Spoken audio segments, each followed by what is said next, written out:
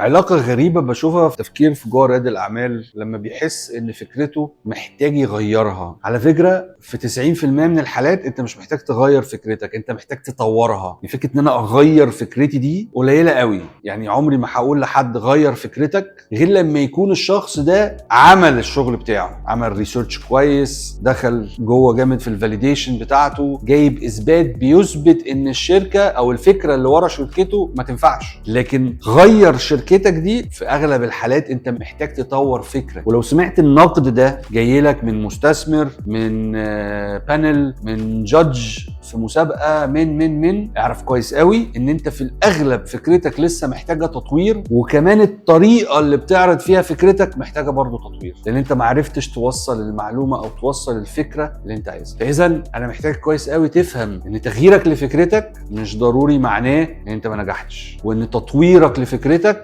هو اصلا اساس دورك كرائد اعمال.